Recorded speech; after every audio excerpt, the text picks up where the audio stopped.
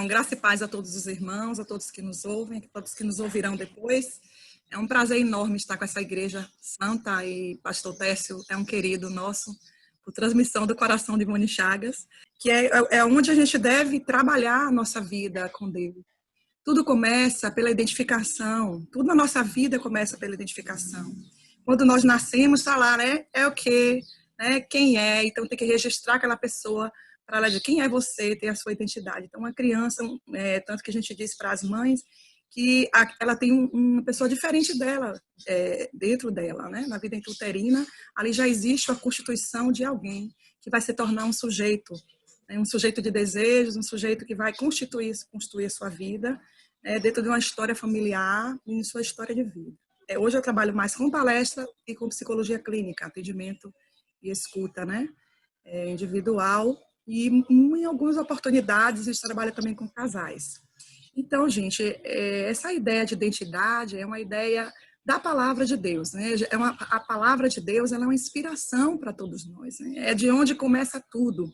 1:26 é o texto onde Deus fala assim: façamos o homem à nossa imagem e tenha ele domínio sobre as aves do céu, sobre os peixes do mar, sobre os répteis, sobre tudo que se move sobre a terra. Então, está lá um plural, façamos. Então, ali já evoca a ideia da identidade, que é o quê? Existe identidade triuna, onde está façamos nós, né? É uma ideia de plural, onde Deus quer estabelecer isso no coração do homem. Quando Deus criou o homem, o propósito não foi para o homem levar apenas a salvação, mas foi para o homem ser a salvação, onde ele estiver, para que ele reproduzisse, né? Então, façamos a imagem, né? Quer dizer, façamos uma cópia, uma duplicata em espécie. Então, uma réplica, nós somos, né? Uma réplica, uma cópia. Salmo 8 diz assim: ó Senhor, Senhor nosso, como admirável é o teu nome sobre toda a terra. Quando eu olho para o céu, para a lua, para as estrelas que criastes, quem é o mortal para que tu visites? E o filho do homem para que tu te lembres dele? No entanto, um pouco menor que tu mesmo fizestes, de glória e de honra o coroaste, deste-lhe domínio sobre as obras das suas mãos, e tudo lhe puseste debaixo dos pés. Os bois, as ovelhas, as vacas, né? Então ele está fazendo consonância com essa ideia do domínio que Deus deu para o homem, da projeção que Deus fez no homem para ser uma réplica, para ser alguém que trouxesse Deus à terra. Porque a gente pensa sempre no ser humano levando-o para o céu. Só que Deus quer manifestar a glória dele aqui na terra. Quando a gente ora o Pai Nosso, a gente diz: venha o teu reino. Então, o reino de Deus, Jesus falou, está no meio de vós. O reino de Deus está em vós. Então, a ideia é que a gente seja essa cópia. Então, a primeira identidade do homem está relacionada em manifestar a glória de Deus, a imagem de Deus, transferir, projetar nos outros essa imagem. É uma tela, nós temos que ser uma tela de leitura para o outro, para que o outro veja em nós a imagem e a glória de Deus. Então, ele fez os animais como criaturas, né? Animais, a criação de Deus toda. Mas o homem, ele disse, quando ele terminou de fazer tudo, quando ele falou, terminou o homem, ele falou assim, é muito bom. Ele gostou muito, porque ele viu neste homem a sua imagem, a sua projeção. Então, a gente tem aqui uma ideia muito interessante sobre a identidade na Bíblia, que a gente trouxe alguns personagens para falar da identidade, mas a gente vai trazer no Novo Testamento depois. Então, inicialmente, a gente vai fazer essa base no Antigo Testamento. E temos aqui essa ideia, o que seria essa identidade, né? Como é que a Bíblia fala sobre isso? Será que a Bíblia tem isso? Né, sobre esse tema? Então, a gente tem os textos bases aí que eu coloquei, falando de algumas pessoas que tiveram uma identidade. Um preservou sua identidade, o outro perdeu a sua identidade, e outros foram formados em nova identidade. E um foi transformado na sua identidade. Então, nós temos aí Daniel, no capítulo 1, verso 8, que fala que Daniel resolveu não se contaminar com as iguarias do rei. Daniel 1, verso 8, diz assim: resolveu Daniel firmemente não contaminar-se com as finas iguarias do rei, nem com o vinho que ele bebia. Então pediu ao chefe dos eunucos que lhe permitisse não contaminar-se. Verso 9, vou adiantar aqui. Ora, Deus concedeu a Daniel misericórdia e compreensão da parte do chefe dos eunucos. Provavelmente, esse primeiro capítulo, não dá tempo de a gente ler tudo, depois os irmãos leem em casa. Daniel, ele resolveu se preservar. Então, Daniel, ele tinha uma identidade. Ele era um adolescente, provavelmente, quando ele foi levado para a Babilônia. E ele resolveu, diante de toda aquela multidão, ele se preservou. Então, essa é um exemplo de alguém que preservou sua identidade e não deixou se contaminar. Então, preservar, aqueles que preservam a identidade. Nós temos aí também Jacó como um exemplo.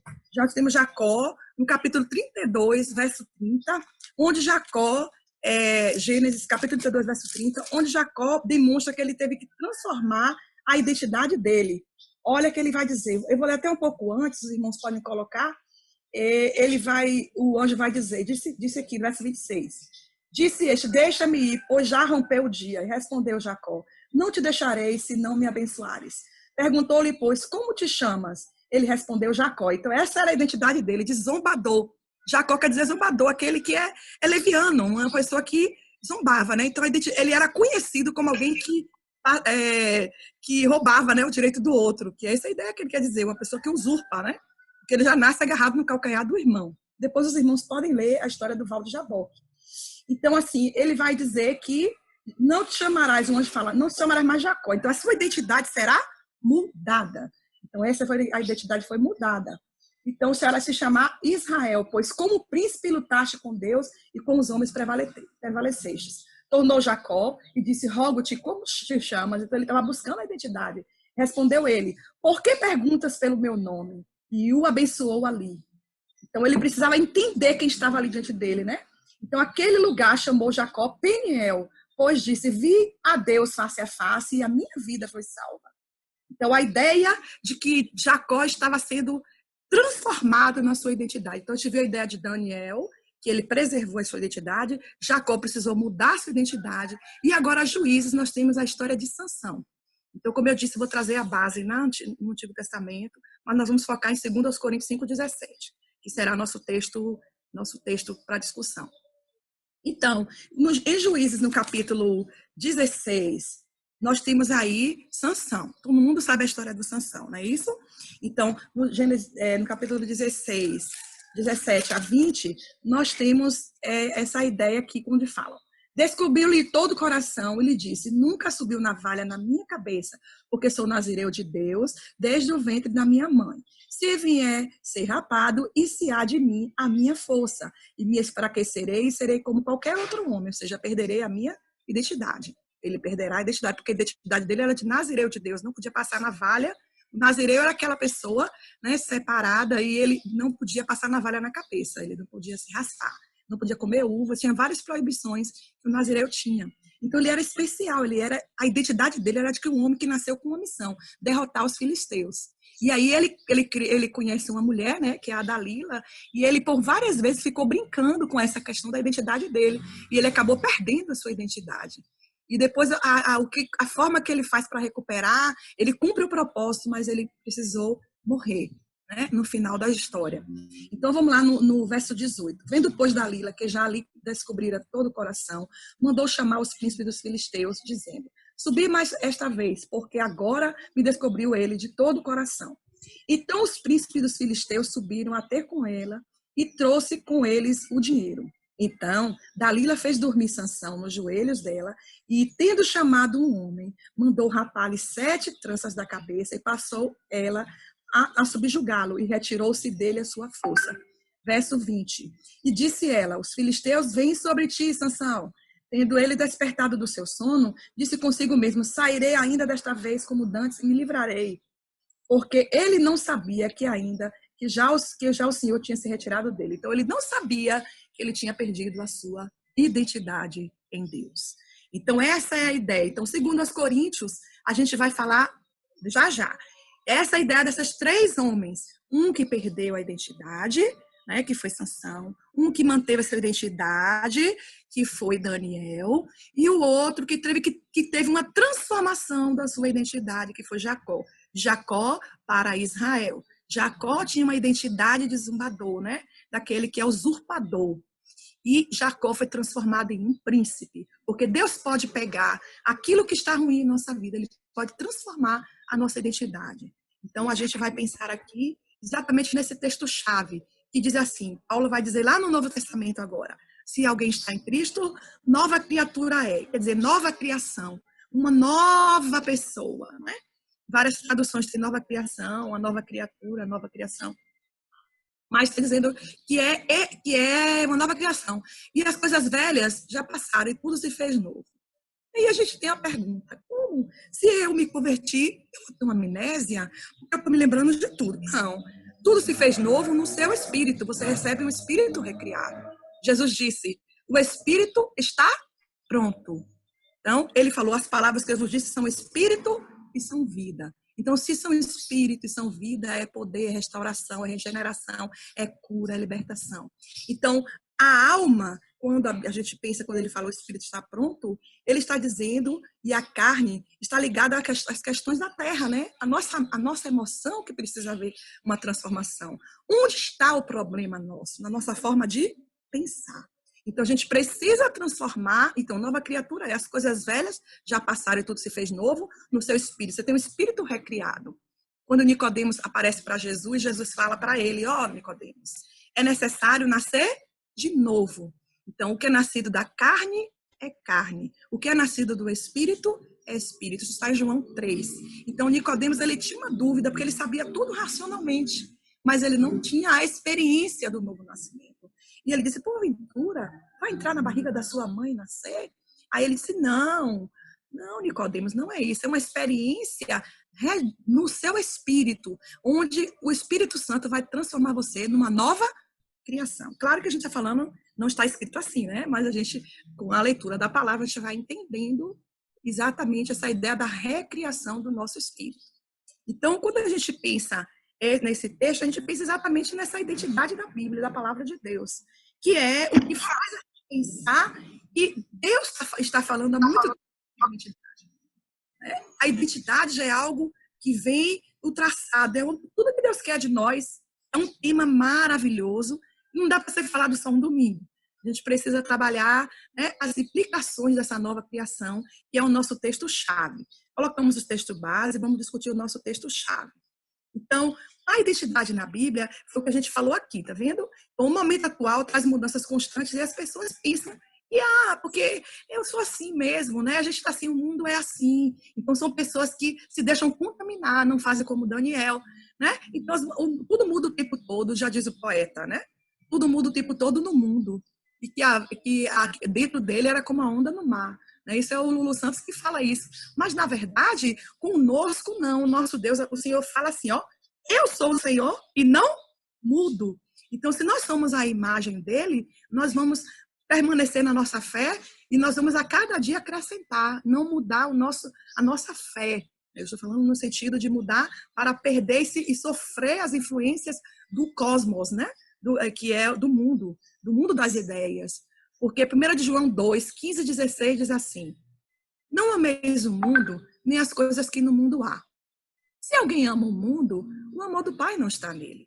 Porque tudo que há no mundo é a concupiscência da carne, é a concupiscência dos olhos e a soberba da vida. Não procede do Pai, mas do mundo. E o mundo passa e a sua concupiscência, mas aquele que faz a vontade de Deus permanece para sempre.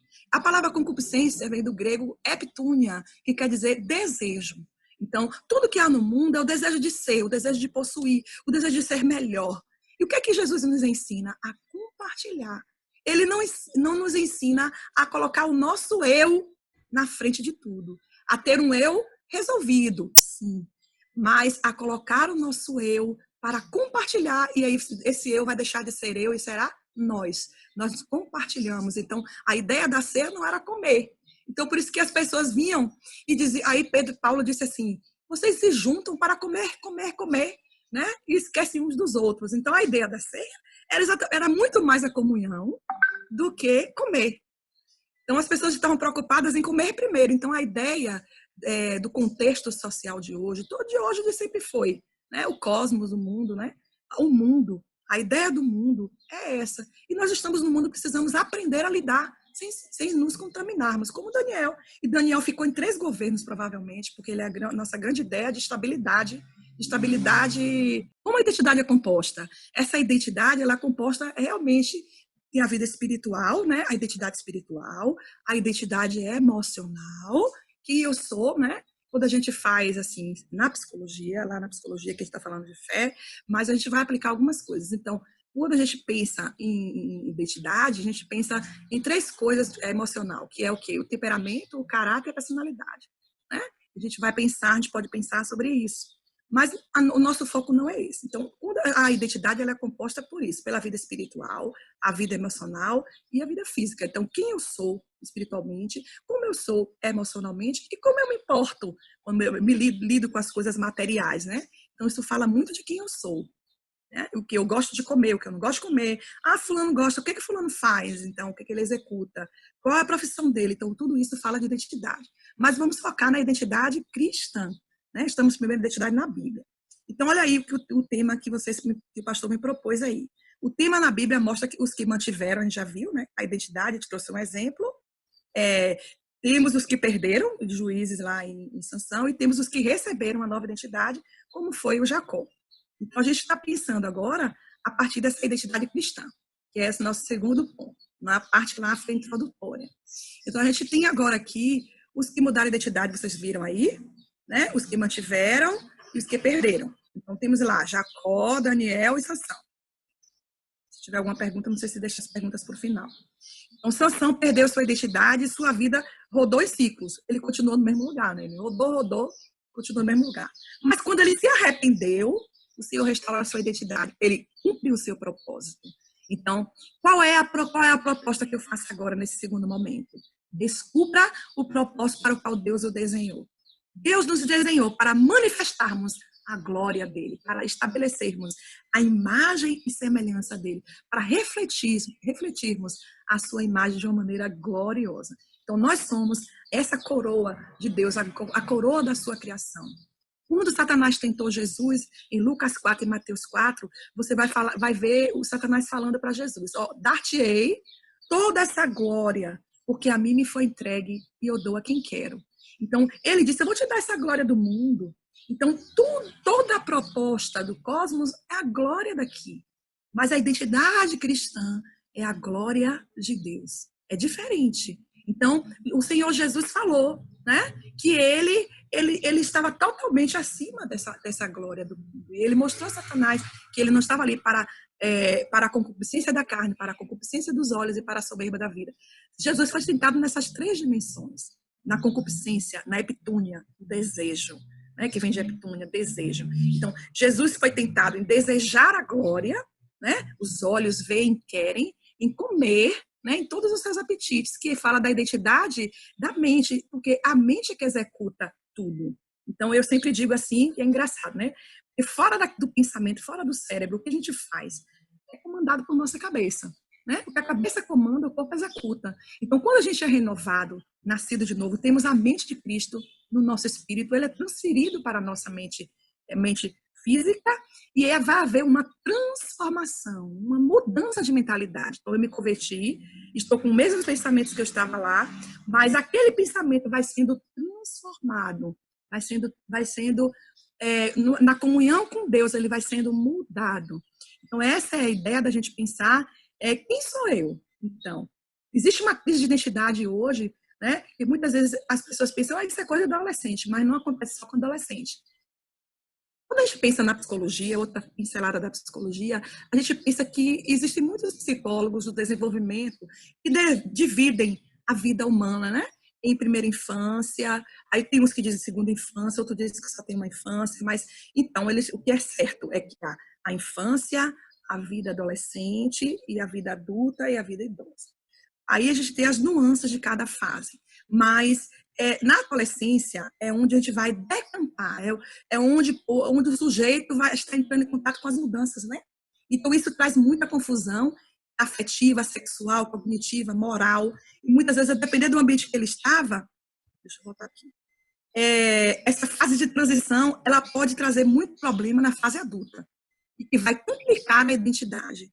Então, onde o evangelho entra aí? Quanto mais cedo eu entender, transformar a minha mente, a minha vida pública, então, a identidade, quem somos em Cristo, então? Quem somos? Então, segundo as Coríntios 5,17, que eu falei que era o nosso texto base, é exatamente essa é a pergunta.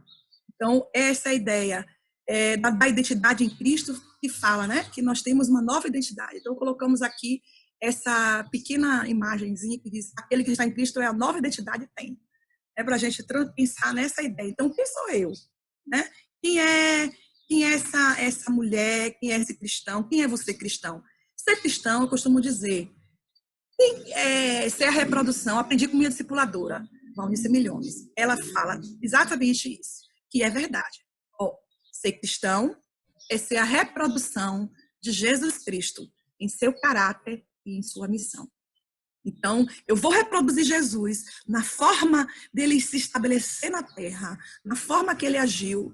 O Padre Zezinho tem uma música maravilhosa que fala assim, um dia a criança me parou, olhou para os meus olhos a sorrir, caneta e papel na sua mão, tarefa escolar para cumprir, e ele perguntou no meio de um sorriso o que é preciso para ser feliz. Lindo.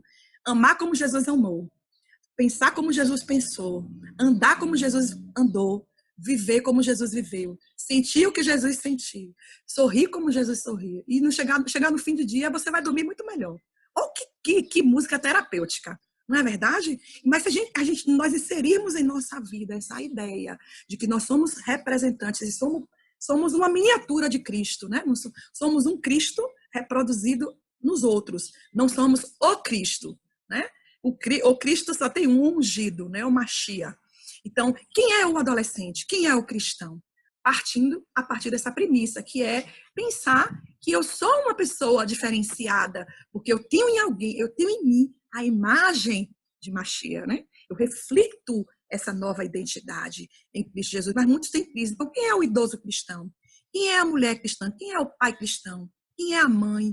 Então, assim, sucessivamente, quem são essas pessoas? Né? Quem é você? Pare para pensar agora, diante do que você já ouviu. Quando você está com alguém, o que você quer refletir? Diante de que você é uma nova criatura, dessa premissa, identidade cristã. Então, quando eu digo para alguém, eu sou cristã, eu tenho uma referência. Qual é a minha referência? Cristo. Então, eu vou reproduzir o caráter de Cristo. Eu vou amar como ele amou, eu vou viver como ele viveu, eu vou sentir como ele sentia. E aí, Paulo vai dizer isso. Haja em vós o mesmo sentimento que houve em Cristo Jesus. Filipenses capítulo 2. Fala assim, que tendo sido em forma de Deus, não teve por usurpação ser igual a Deus, mas ele aniquilou-se a si mesmo, tomando forma de servo. E na forma de servo, ele renunciou, ele serviu, né? E foi obediente até a morte e morte de cruz, pelo que Deus exaltou soberanamente e lhe deu o nome acima de todo nome, glória a Deus, para que ao nome de Jesus se dobre todo joelho que estão no céu, os anjos, na terra, os homens, e debaixo da terra, os inimigos de Deus, né? Se dobre e diga que Jesus Cristo é o Senhor, para a glória de Deus Pai. Então, esse texto está em Filipenses 2, de 1 a 8. Se a gente pensar aqui, dessa identidade do Senhor Jesus, de servo, é uma identidade de alguém que queria trazer o Pai para resgatar os seus filhos. Então, existe um grande propósito nessa formação da identidade cristã. Então, as três marcas, esse é o terceiro momento, certo? A gente falou agora o segundo momento, agora o terceiro momento. Vamos desenvolver um pouco agora o que a gente está falando. Quais são as três marcas dessa nova identidade cristã? Então, essa nova criação, a gente colocou aí em inglês, I'm a new creation, eu sou uma nova criação. E a borboleta? O que a borboleta tem a ver com isso? Quando a gente estuda, a gente sabe que tudo que nós temos hoje no mundo ocidental é baseado no helenismo, né? A gente sabe que a gente tem que é a fusão da cultura grega com a cultura romana. Então, nossas academias, todas as ciências foram influenciadas por essa cultura. Hoje a gente tem uma expansão, né, da cultura também oriental, a medicina mudou muito, muita coisa mudou, mas nossa origem está no helenismo. Então, Paulo, quando ele escreve o Novo Testamento, ele escreve dentro do grego, daquele tempo. Então, os gregos, eles viam a humanidade sempre metade Deus, metade homem, porque eles não conheceram a Cristo, né? Na verdade, eles viram. E eles tinham uma deusa grega chamada Psique, que era em forma de borboleta, porque mostrava a transformação da psique, né? Da mudança. Então, a psicologia, que é baseada na letra grega psi, tem a ver que tem essa história também por trás, a influência dos gregos, né? Então, a gente tem aí 2 textos. Eu coloquei de 17 a 21, segundo aos Coríntios 5, 17 a 21. Mas lembre-se que a borboleta ela vai aparecer um pouquinho ainda, que fala de como ela vai se transformar a borboleta, que é exatamente a metáfora que eu quero trazer nessa manhã. Que é o quê? Então, segundo aos Coríntios 5, 21, vai dizer uma coisa interessante. Eu amo esse texto, porque ele fala do processo, né? Do processo, o 17 a gente já leu. Eu vou ler os outros versículos, certo? O 18. Ora, tudo provém de Deus, que nos reconciliou consigo mesmo, por meio de Cristo, e nos deu o ministério da reconciliação. A saber que Deus estava em Cristo reconciliando consigo o mundo, não imputando aos homens as suas transgressões, e nos confiou a palavra, olha que privilégio, da reconciliação. De sorte que somos embaixadores em nome de Cristo, como se Deus exortasse o mundo através de nós, ó. Como se Deus exortasse o mundo por nosso intermédio. Em nome de Cristo, pois rogamos que vos reconcilieis com Deus. Olha o verso 21, que coisa mais linda. Aquele que não conheceu o pecado, ele o fez pecado por nós, para que nele fôssemos feito justiça de Deus. Olha, você pode declarar nessa manhã comigo, aí na sua casa, eu sou justiça de Deus. Olha que coisa incrível. Porque muita gente fala aí, mas tem na Bíblia, não há nenhum justo. Não, em si mesmo nós não temos a justiça. Jesus, ele foi manifestado na carne, foi justificado em espírito, crido no mundo, ele foi recebido na glória, foi contemplado por anjos. E ele transferiu toda essa glória para nós, para que manifestássemos também, na nossa forma, na nossa vida humana, essa glória de Deus. Porque nós somos um ser humano, mas, na verdade, nós viemos de alguém espiritual. Então, nós somos o espírito, possuímos uma mente e habitamos no corpo. Né? 1 Tessalonicenses 5, 23 vai dizer: o mesmo Deus da paz vos santifica em tudo. Todo o vosso espírito, alma e corpo sejam conservados íntegros e irrepreensíveis para a vinda do Senhor Jesus. E o 2 Coríntios 3,18 vai falar dessa imagem refletida. Olha o que ele vai dizer no 3,18, gente. Que texto maravilhoso também. Todos nós, com o rosto desvendado, contemplando como por espelho a glória do Senhor, somos transformados de glória em glória na sua própria imagem. Olha a palavra imagem, desde lá de Gênesis, quando a gente começou, o primeiro texto, Gênesis 1, 26, nós temos a palavra imagem. Né? Essa imagem que precisa ser refletida. A imagem, como pelo Senhor, tem uma vírgula, o Espírito. Não sei como é que está a tradução de vocês, mas é o que o Espírito ele está transformando. Ele coloca, quando nós nos convertemos, a mente de Cristo, ela vai sendo trabalhada em nós a partir da renovação da palavra de Deus. Que é por isso que a gente vai entrar nesse texto já já. Então, nós vamos refletir essa imagem. Então, qual é a primeira marca dessa nova identidade? Ser uma nova criação. Ter uma identidade transformada e refletir essa imagem de Deus para a sua glória. Então, a segunda marca é sermos filhos legítimos. Sermos filhos legítimos de Deus. Todo mundo fala por aí. Todo mundo é filho de Deus. Mas, vou dizer a todos, meu amigo, meus irmãos, a todos, que a Bíblia diz assim, para ser filho legítimo, está lá em João 12. Veio para o que era seu, e os seus não os receberam. Mas a todos quantos o receberam, deu-lhes o poder de serem feitos filhos de Deus. A palavra filhos tem duas traduções.